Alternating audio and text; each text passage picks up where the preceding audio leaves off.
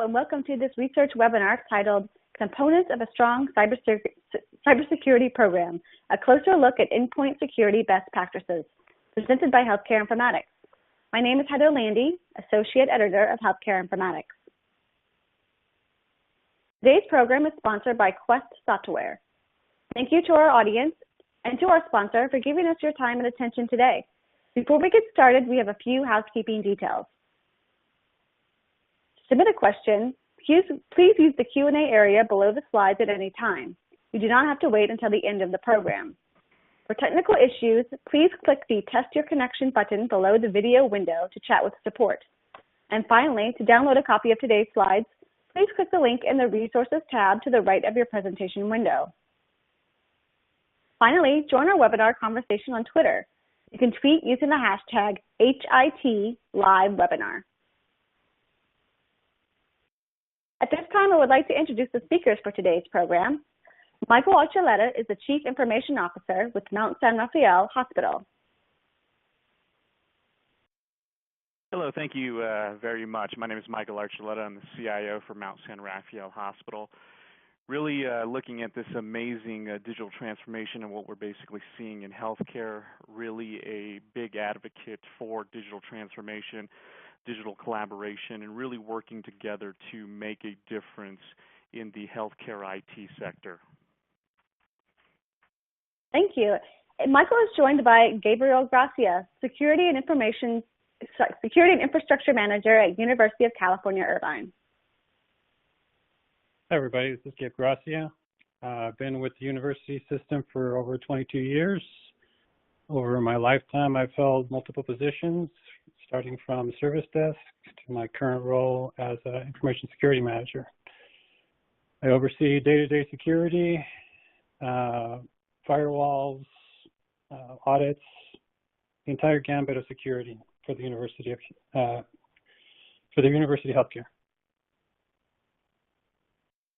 Thank you, Gabe. And Michael and Gabe are joined with Jonathan McCracken, Case Engineer with Quest Software.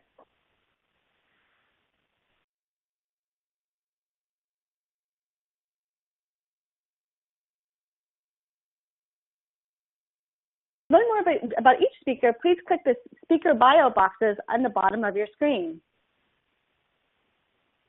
And also thank you to Michael, Gabriel, and Jonathan for participating today.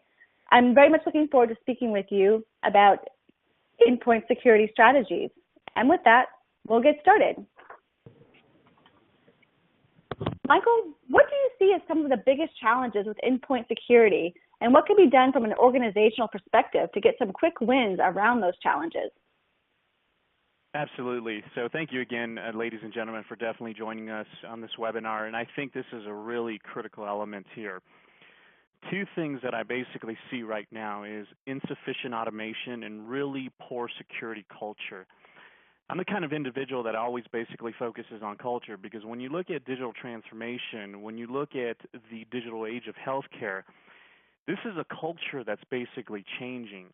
And in order to basically incorporate specific projects in your organization, you need to make sure that that culture has that understanding.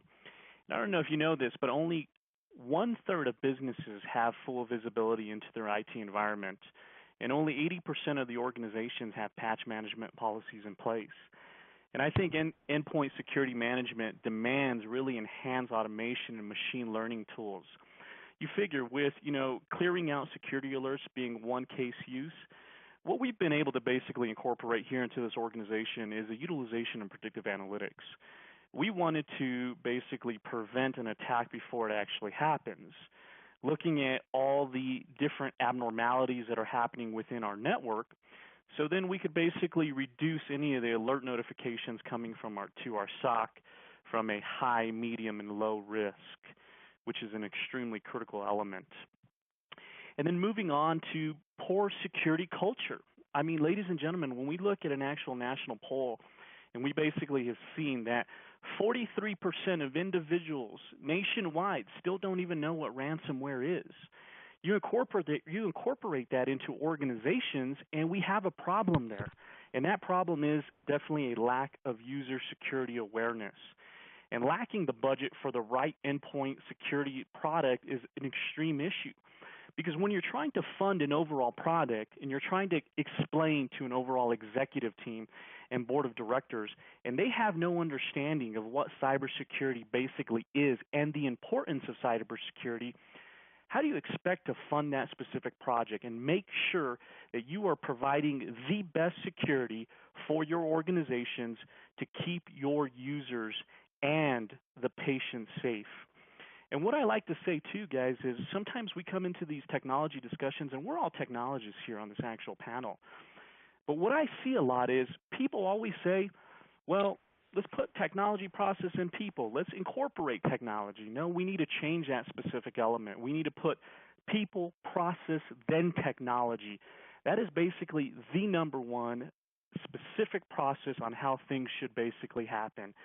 And you figure the number of attacks on industry's endpoints has really grown rapidly. And honestly, in the past few years, we have seen severe effects and unreliable equipment, insufficient automation, and again, poor security culture can cause safety problems, customer dissatisfactions, liability, and at the end, basically reduce profits. Great insights there, Michael. Thank you for sharing that. The demand for real-time data is increasing the number of networked medical devices and mobile endpoints across healthcare organizations. And this, in turn, increases the number of vulnerable targets at an organization. Jonathan, you have the unique opportunity of working with multiple organizations. From your perspective, what should every healthcare organization's first step be in developing a stringent endpoint protection strategy? Hi, Heather. I just want to introduce myself real quick. Sorry about that. I had a little mic issues earlier. I'm Jonathan McCracken, and I'm with Quest Software. And I've actually been an engineer with the CASE solution since 2011.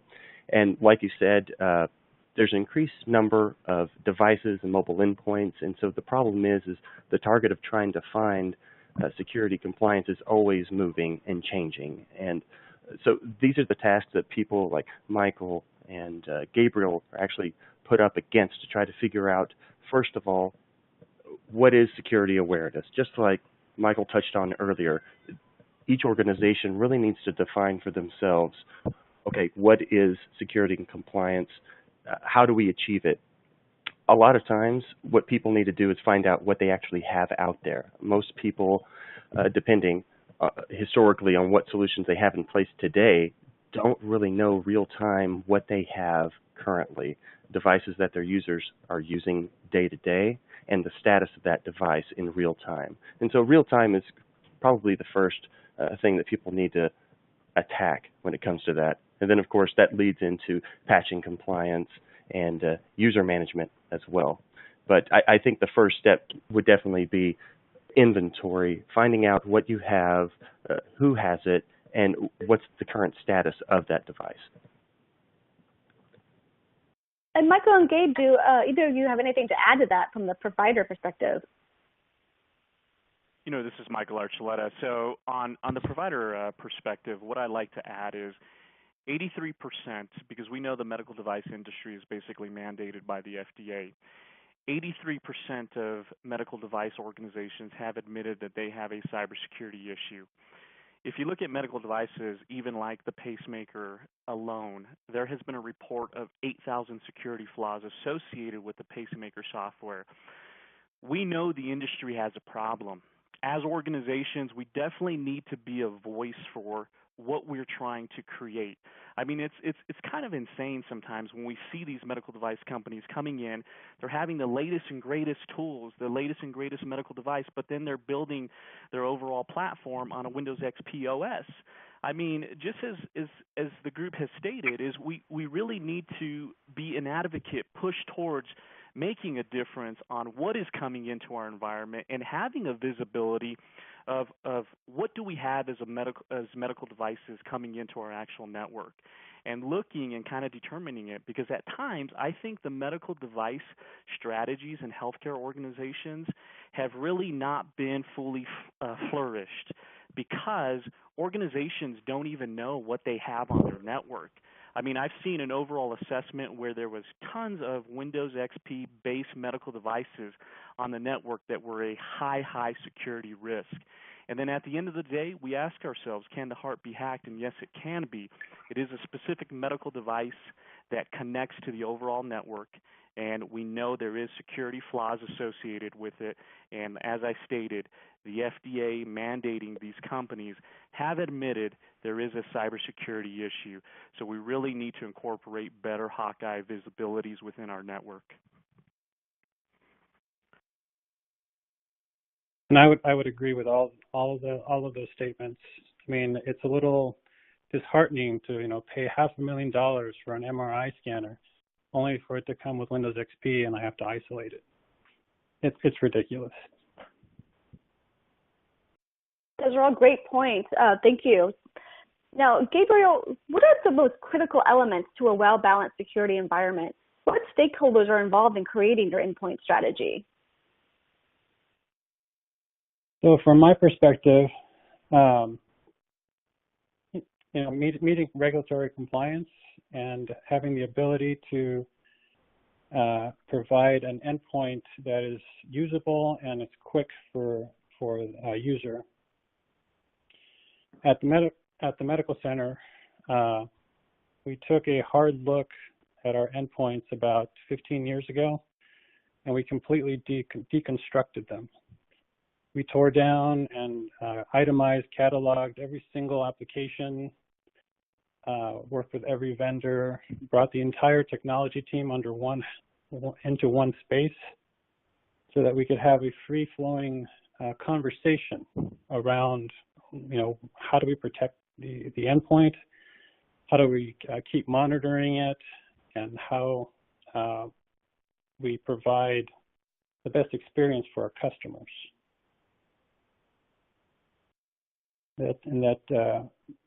With technologies changing so rapidly in an academic medical center, we can't have user impact, right? Any type of impact to a nurse, a physician results in loss of revenue and poor patient experience. All right, great points there, Gabe. Thank you. Jonathan and Michael, is there anything that you would like to add?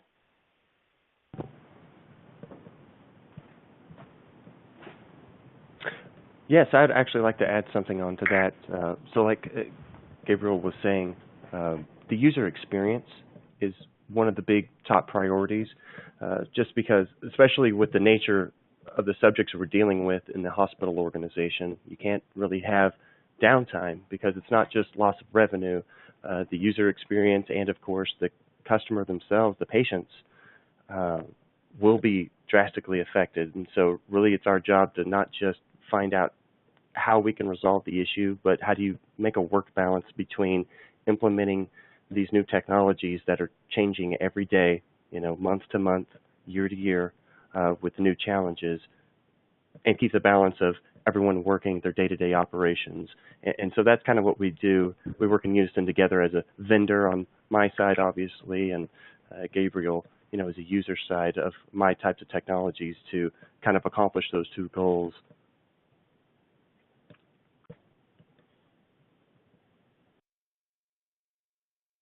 Now, Michael, what tools, methods, or approaches have you found to be key to an effective endpoint security strategy? So we know endpoint security isn't simple, as we all know. We know that organizations' threat surfaces have really increased, especially when you look at the overall healthcare market as being one of the most attacked sectors out there. I think PHI is very valuable, and they really see that because the intensive amount of data that specific medical records contain. And I really think that, as organizations, threats have increased, we really need more sophisticated tools than simple antivirus software or basic network segregation protocols. I think the key to protecting your assets and connected devices is really a strong integrated management solution, which basically enables total visibility, having that Hawkeye view of your environment. The ability to respond in a timely manner, and definitely looking at remediations as well.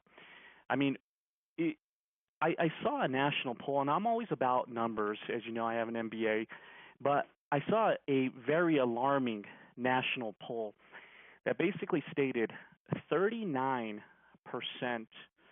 of organizations that responded to this specific poll stated it took several months before they knew that they were basically breached. That becomes a major issue, ladies and gentlemen, because you figure if we as an organization cannot have total visibility to respond in a timely manner, to basically create remediations, to look at any type of abnormalities within the network, to try to create an overall process that will help you reduce any of your high, medium, and low risks that are coming over into your SOC environment. Those are critical elements moving forward. Because if organizations are basically admitting that it has taken several months for them to determine that they have been breached, you can only imagine how much information those specific hackers have obtained from your systems. That is becoming a major problem and a major trend moving forward. So we definitely need to fix those issues. Yeah, I think just to kind of tag along what Michael was saying, the Hawkeye view is very important, and he was talking about many organizations don't find out that they were hacked until after the fact, and this is something we've seen historically was just kind of part of the problem, and you weren't really able to do anything about it, was being reactive. That was just kind of the norm in the past, and today you really can't be like that because it can happen so quick, and we have so many devices now and small IT staffs, and it's almost impossible without some sort of method or strategy to possibly accomplish getting them compliant security-wise. And so that's why it really does start with knowing what you have, as he said earlier, being proactive, having something in place, a way to, example, patch your Java, your Adobe, those things that are known for being out of compliance or possibly has a known vulnerability. A poll that I found, I was attending a conference not too long ago, and a gentleman was presenting, and 80% of all hacks actually come from out-of-date patches. That's it. That's a large slice of the pie, leaving only 20% for the on-the-fringe, new up-and-coming hacks that someone maybe hasn't seen yet, that someone's creating. But most of those, that's not the case. It's a known vulnerability, a known issue, but it might be easy to know that it's an issue, but it's very difficult to accomplish getting it compliant without a plan in place. Those are all great points, John and Michael. And Gabe, as a follow-up, how are you being proactive with endpoint management in your organization?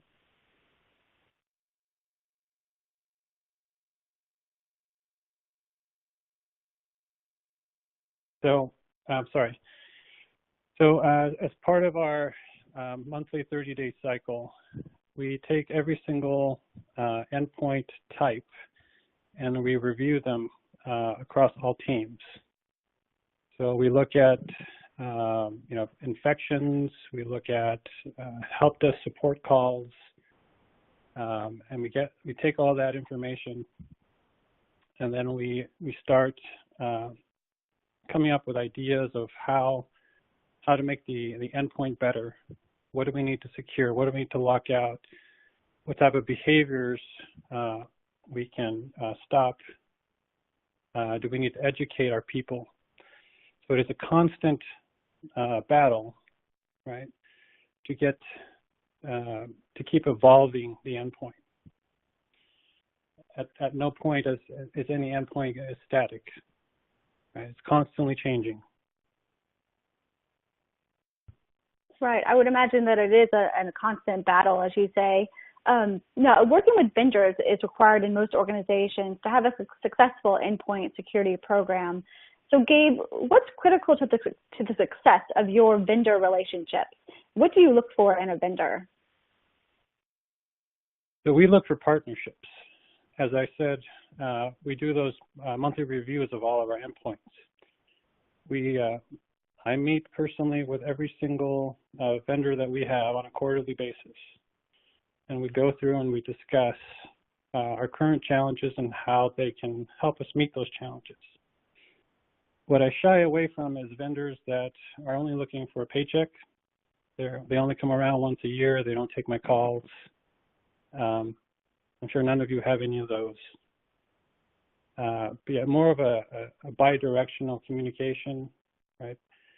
In many instances, we end up writing code to meet a need, and we gladly share with the partner. And all we ask is that we receive some type of recognition.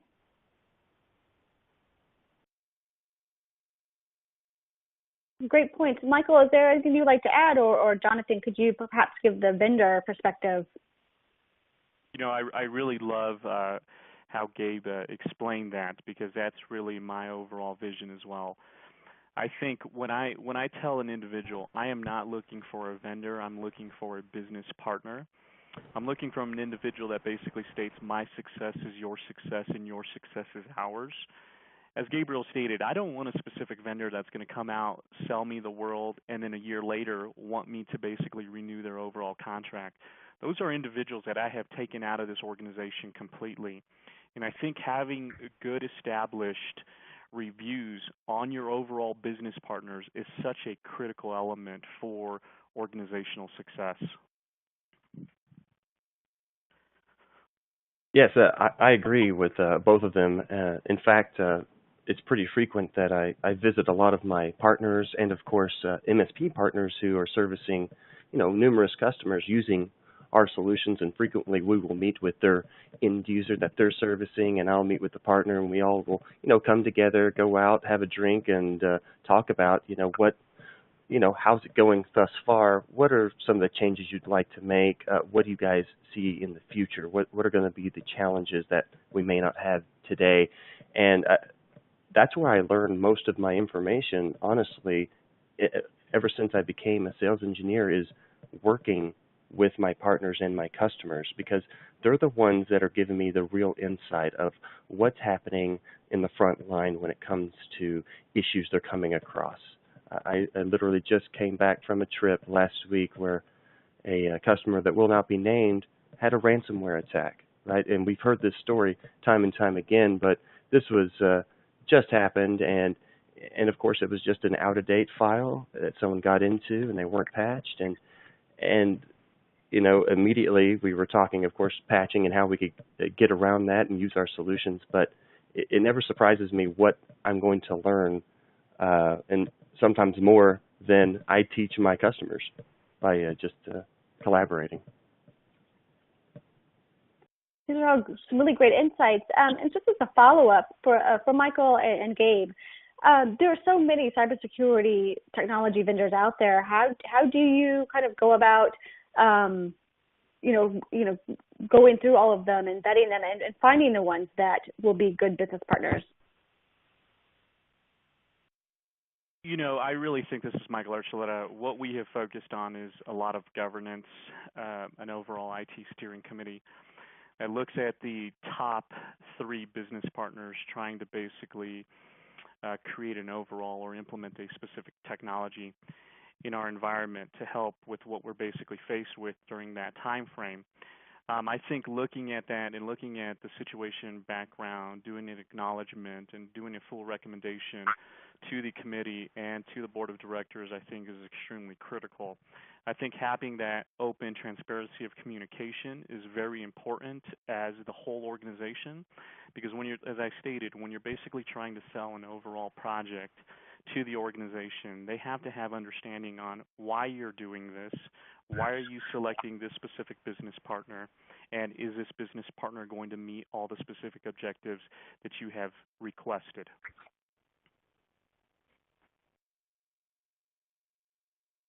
And Gabe, do you have anything you'd like to add to that? No, I mean, that pretty much covers it. All right, great, thanks. And Michael, at a time when new endpoints are emerging at a rapid rate, How do you effectively manage these new endpoints, and how does your strategy evolve over time? You know, I think the evolution of digital transformation has been absolutely mind-blowing, especially in the healthcare sector. I want to quote a specific item. So, hospitals and healthcare organizations are digital companies that happen to deliver healthcare services. I think incorporating that into the overall mission and vision of your organization is extremely important because you're looking at building on that overall culture initiative. And you really have to do your research, you know, really know your environment. What do you currently have in your environment? Have that Hawkeye view.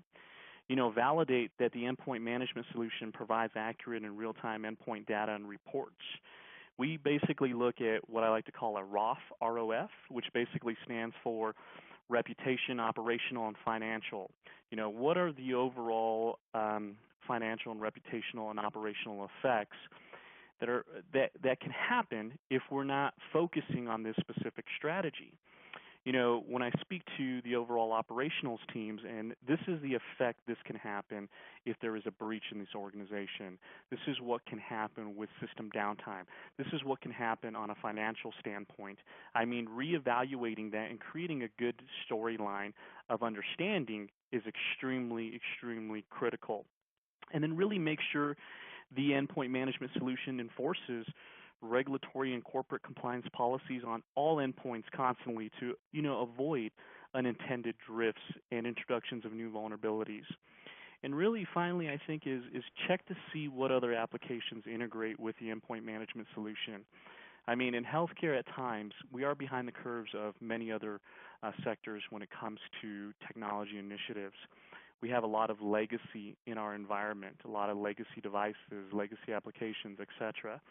So we really need to kind of determine what specific applications integrate with the endpoint management solutions and incorporate that into your overall strategy and into your overall evolution of doing digital transformation and improvement of digital culture in the facility that you're working for.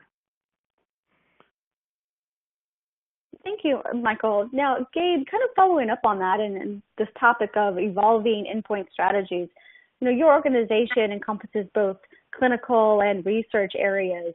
So what can you speak to this? How can you speak to this idea of this evolving strategy? So, again, they're different. They have different needs. Getting in front of that conversation before purchasing goes through for a technology is key, right? We want to be in the conversation up front. You know, what does the business need? What needs to be accomplished? And once a vendor or hardware selection is made, you know, security reviews the hardware before it even gets a chance to be purchased.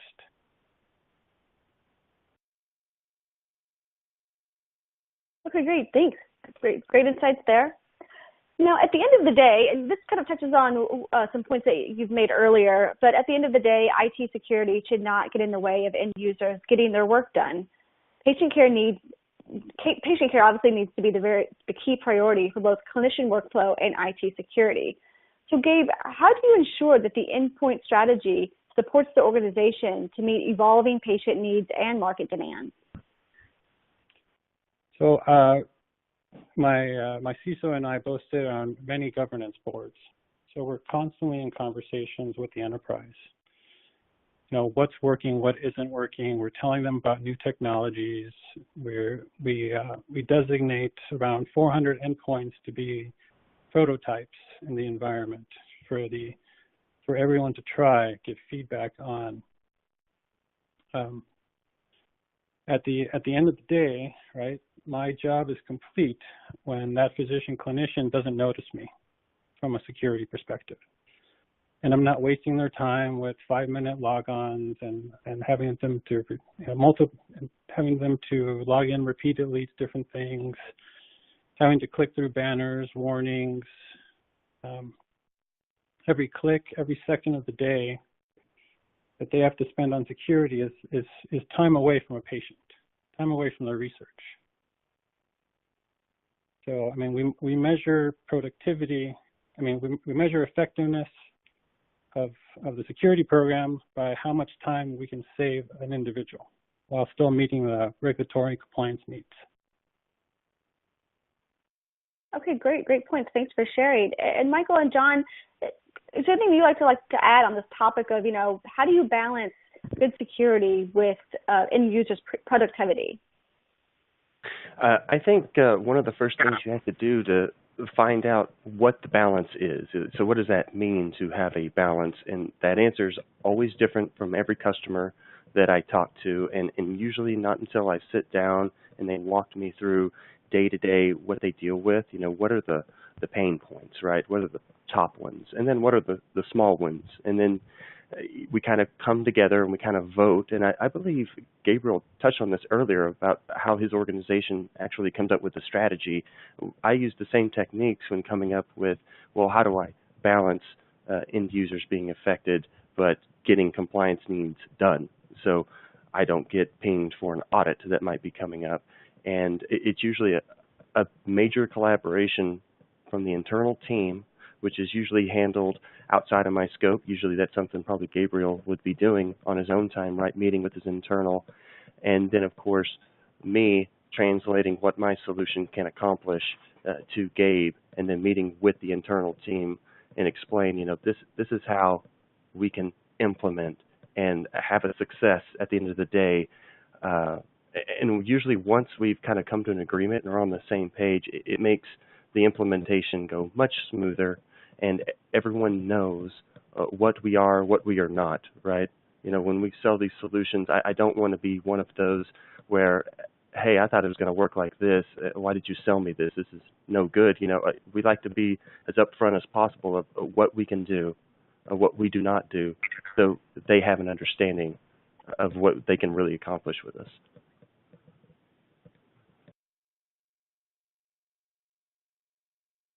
Okay, thanks, John, for sharing this. Oh, sorry. Go ahead, Michael. To add to Jonathan's process and discussion there too is, I think it's extremely important to really have that open dialogue of communication and that good team collaboration. I think sometimes individuals basically don't know specific department processes, and I think that can be an issue. Get out there. Learn what the problem is. Instead of focusing on technology, process, and people, focus on the people in your organization. Determine what their actual process is, and then incorporate the technology strategy that is needed to make sure that we are keeping everyone safe. As I stated, cybersecurity at times can be an inconvenience, but we really need to incorporate those good practices within our environments moving forward.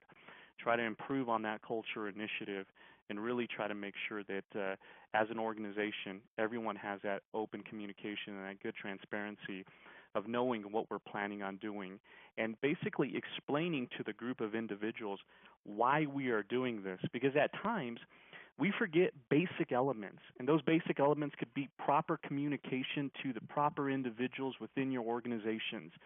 Make sure you have designated super users. Make sure you have designated champions to really basically communicate and have that colleague-to-colleague interaction and knowing why we're doing this as an organization, what this is going to do for the organization, and then, of course, knowing the outcomes, which is always been our number one initiative, and that's basically improving better patient care and making sure that we are keeping all the information as secure as possible, both inside and outside of our facilities.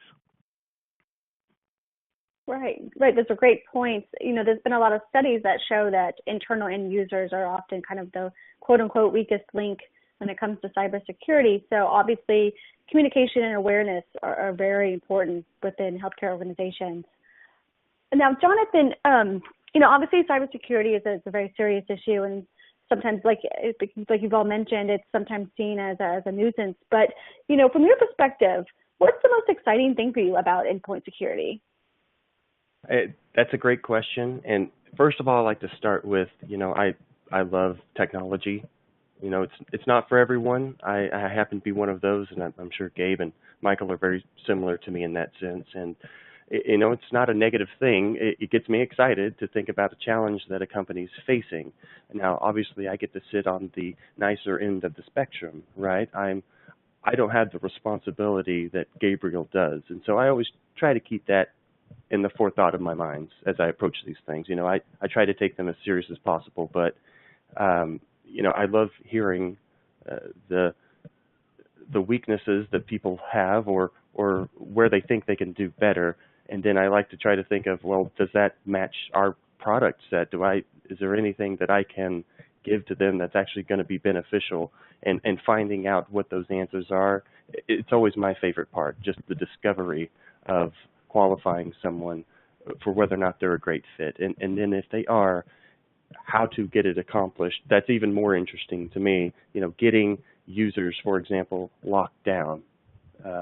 Recently I identified a customer who thought they didn't have any local admins.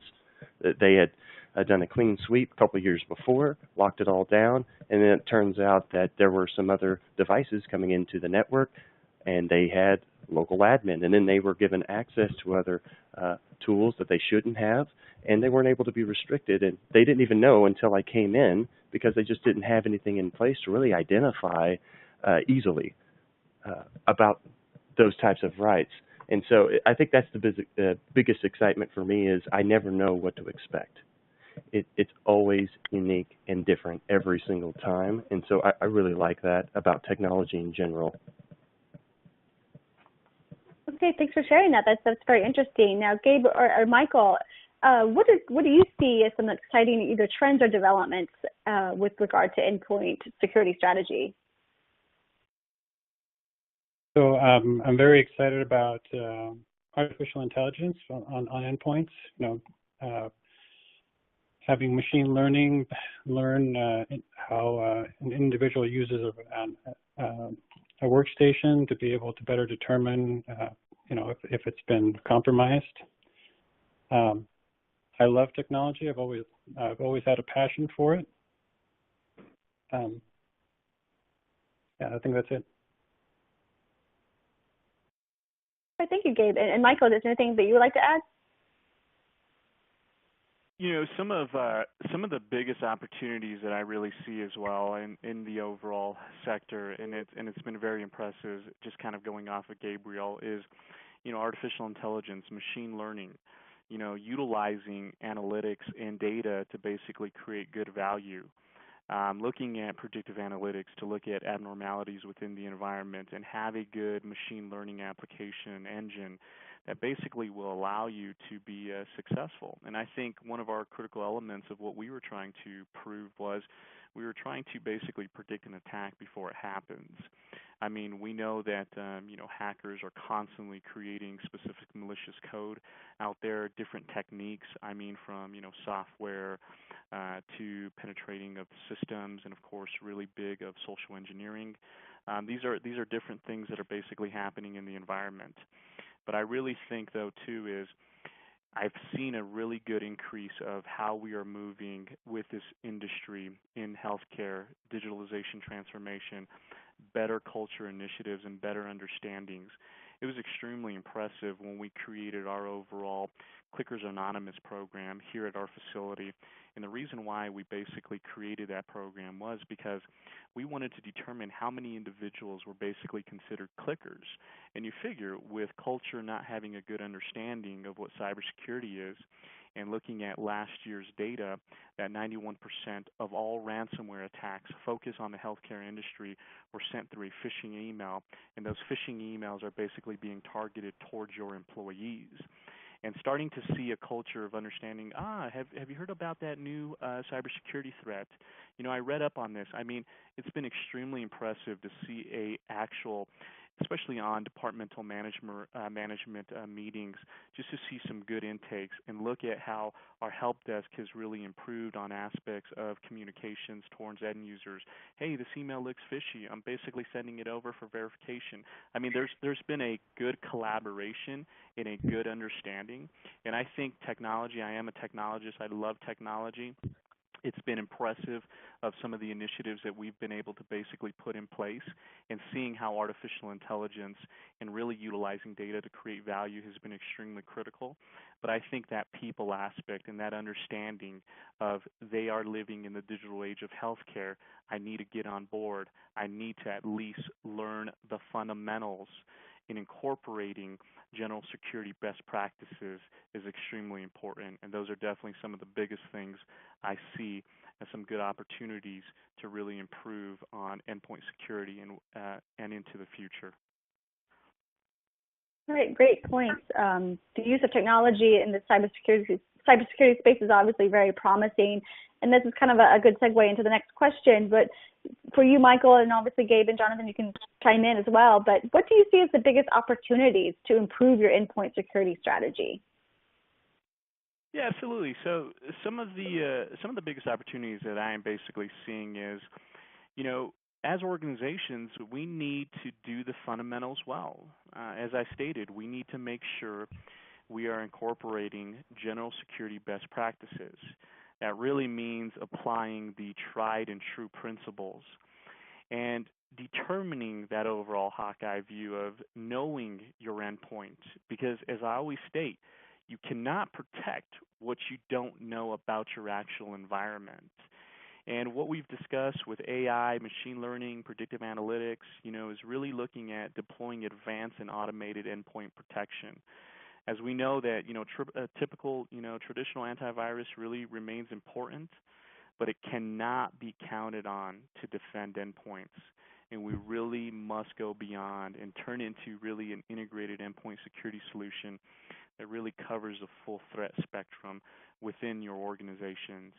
And I always say this, ladies and gentlemen, and I preach about the people aspect constantly, is make your employees your allies. That is extremely important for any successful process that you're trying to implement into your organization. Make those employees your allies, because at the end of the day, cybersecurity is an organizational responsibility, not IT. We need to remember that cybersecurity can be a matter of life and death.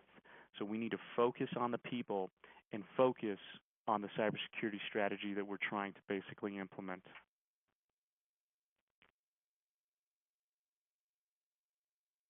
And, Gabe or Jonathan, is there anything you'd like to add to this on this topic? Yeah, so I'd just like to add, a big opportunity that we're looking at for our endpoints is in the deception space. So looking at software applications that will lace false credentials, false data throughout our network to give us an indicator of who's trying to collect those credentials, who's trying to gather data files that report back to a central system. So I'm very excited on that front. Yeah, I don't have a lot to add. I agree a lot with what Michael and Gabe said. As Michael said, that Hawkeye view, that's kind of the first step, I think, that needs to be taken. If you don't know, how can you really be sure if you're compliant or not? And then next, of course, he said, is the end user. Don't forget about the end user and the clients, the people who are truly being affected by this at the end of the day. Yes, we as technologists have to come up with strategies to make sure, people aren't affected, but, they should be at the focal point of why we are even here. That's why we're doing this. That's why we have jobs. And I think Gabe touched on this earlier, but it's a good admin if you don't know their name and you've never heard of them. That's the telltale sign that you have great admin infrastructure, because it's a passive job, right? If they're calling you all the time, that's probably because there's issues. So. Yeah, great points there. Just to follow up, Michael, on something you mentioned the use of predictive analytics and data to really kind of to strengthen your endpoint security strategy. Could you go into that a little bit more in terms of how you're using predictive analytics? Yeah, absolutely. So we are utilizing several different companies on gathering up specific data. We have several algorithms kind of looking into our overall environment currently right now. We are, as I stated, we are trying to predict an attack before it happens. And what we're trying to do is we're trying to limit the amount of false positives coming over into the SOC environment itself, which theoretically basically improve on efficiencies for those security professionals responding and remedying those specific issues. So the utilization of data and basically moving that data into value has been an extreme critical element of our overall success. And as I stated too, is looking at what we talk about ROF, the reputation, operational, and financial report that's basically that allows and provides accurate and real-time endpoint data and reporting capabilities to our executive team, because as I stated, it has to come to a point of understanding from a reputation standpoint, an operational standpoint, and a financial standpoint. And then, of course, integrating those cool technology initiatives like predictive analytics, machine learning, has really been a critical point in our overall success. Great, thank you, Michael. Those do sound like some really cool initiatives to use technology. Now, Jonathan, what do you see as critical to the success to an evolving endpoint security strategy program? I think from my perspective, the first thing is just honesty about what are the pain points, right? Not what you think they are. What are the pain points, and do we have evidence that that is the actual issue? Because if you don't know what the problem is, it's very difficult to come up with a good strategy. I can give general tips. However, when we're talking about technology and infrastructures, sometimes they have very specific nuances, and they're very important for each individual customer. So being honest with someone like me really helps, because that really helps me give you the best information that I can give about how to approach and how I could help solve issues that might be occurring in an organization. And one of the big ones, to keep it simple, would be patching compliance, and I would say user access management. Least restrictions on users is super important, locking down those machines, but also giving them access to all of the files and locations and software that they need to do their day-to-day operations.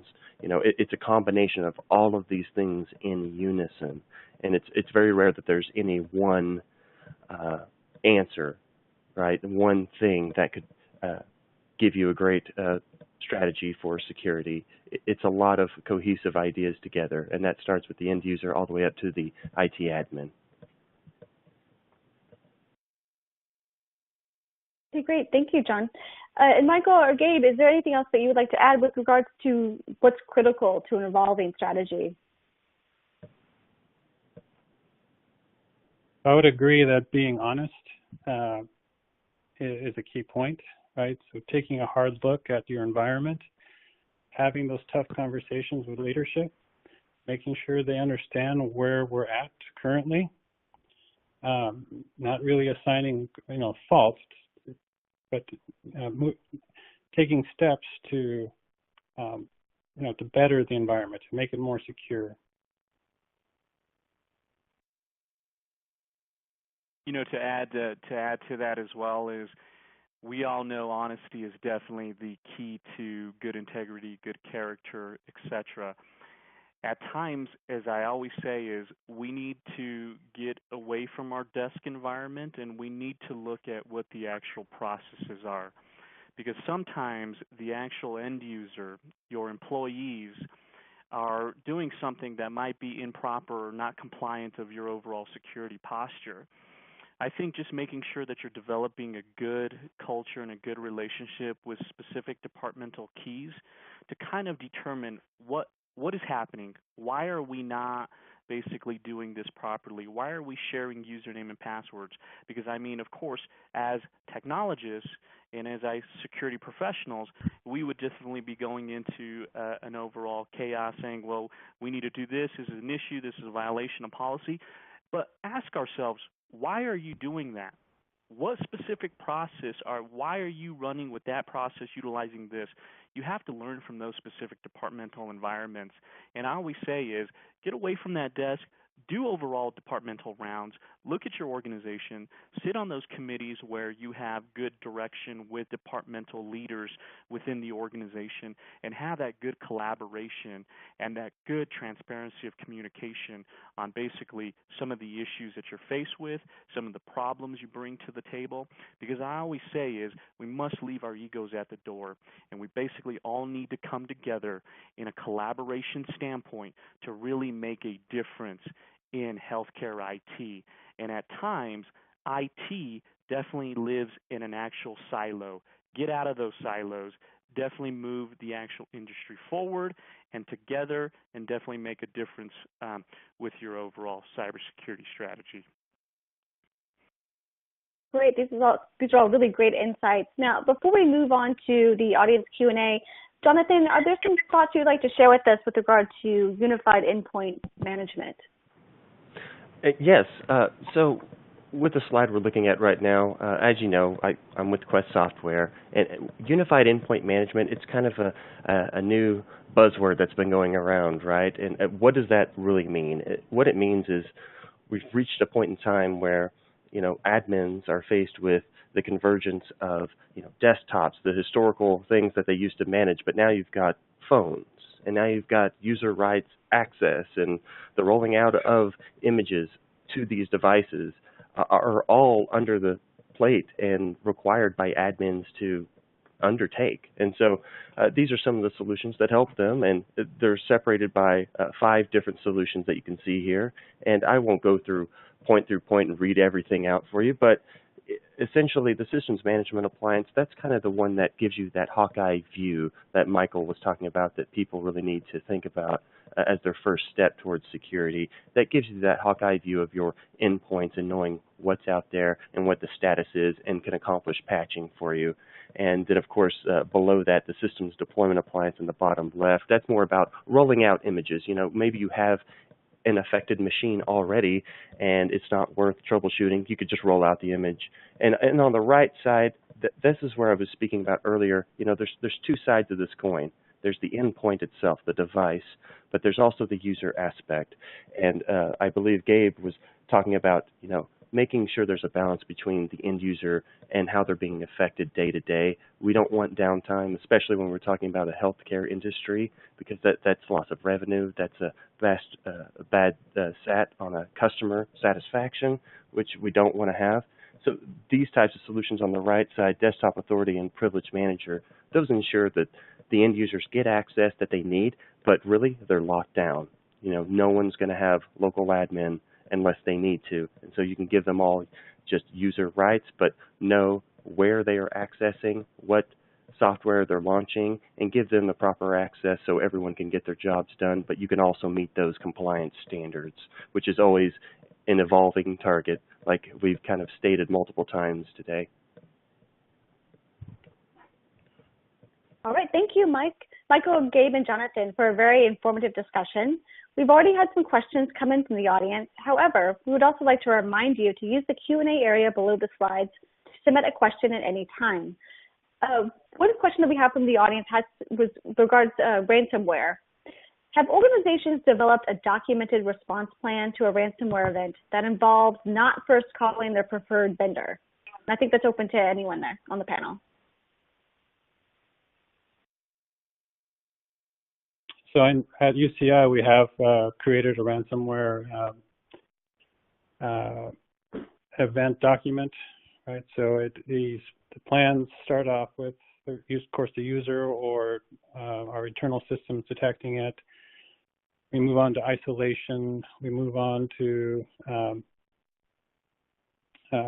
general notification of everybody. We actually took a really hard look at ransomware when WannaCry came out, and we studied the internal workings of all the available ransomware types and made group policy modifications to our desktop that prevent execution of files within specific folders. that 90 to 95% of all ransomware use.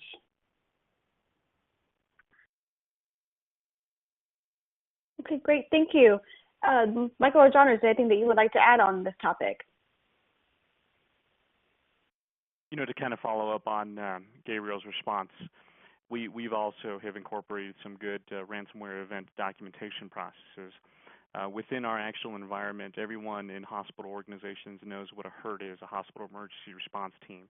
So we've also created a CSERT team, which is basically a cybersecurity emergency response team that focuses on specific issues that if we do initiate our overall cybersecurity process, that this team is then activated during the issues of responding. I think it's extremely critical to have those good initiatives in place, especially when it comes to doing specific drills. As we all know, here in healthcare organizations, we do many emergency response drills, but we also need to incorporate cybersecurity emergency response drills as well into your environment.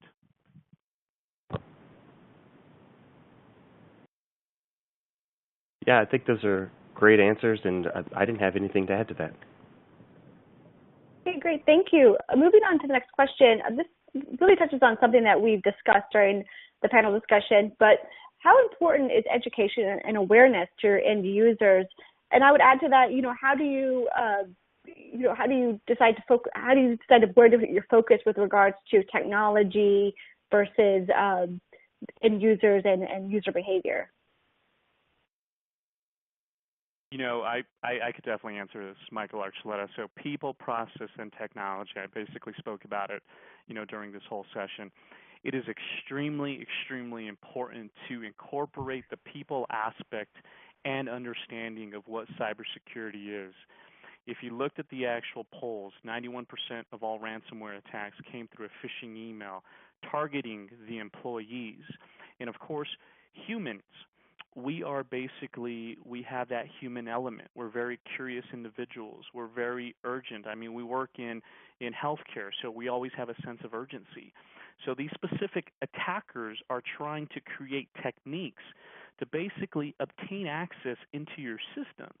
So really trying to reevaluate and refocus back on the people aspect is extremely critical. And not only on cybersecurity awareness, but also incorporating social engineering techniques on how individuals can come to an environment, look very legitimate, and obtain access into your overall system itself. And those are extremely critical elements because at times, as technologists, we forget about that people aspect. And if we look at the numbers, most of those specific hackers and those attacks of malicious codes are being sent to the individuals that have the highest risk in your organization, and that is the people aspect. Yeah, touching on what Michael said with the phishing emails. I mean, I myself have, I have a long work day, and I've looked at hundreds of emails, and then sometimes I even get close to clicking something, and I think, oh, wow, I could have been the same person that you hear about on TV that led in an attack. And so I'm human, just like everyone else, and if we just realize that's how our users are feeling, is a lot of users, I think, feel left out. All they know is there's attacks everywhere, but if they don't understand technology, they just feel like it's out of their control. And I think education, bringing them into what they need to know about, which is, hey, this is our company culture, and our company would never send you, an email like this or like that. And so if you know the company culture and are educated on how they do business, I think that helps users know how to keep about their wits about what they should not be doing, what is from outside the organization, even though it's designed to look like it came from within. So it's a difficult task, but it can be done. But at UCI, we do the email notifications, we do the LMS training. We go one step further, though, and we have lunch bag learning sessions. So my team will go out to the cafeteria, set up shop, and we have open discussions with our end users on current vulnerabilities in the environment, how to detect something is bad, where to send it, and we get a lot of good feedback. But we learn from these engagements as well. Great points, all three of you. Thank you. You know, people, process, and technology, obviously all three of those are critical elements. Well, unfortunately, that is all of the time we have for today. I would like to thank Michael Archuleta, Gabe Gracia, and John McCracken, again, for today's fantastic webinar and panel discussion. I would also like to thank our sponsor, Quest Software, for making today's program possible. Finally, I want to thank everyone in our audience for joining us. We hope you'll join us in the future for another Healthcare Informatics webinar. This concludes today's presentation.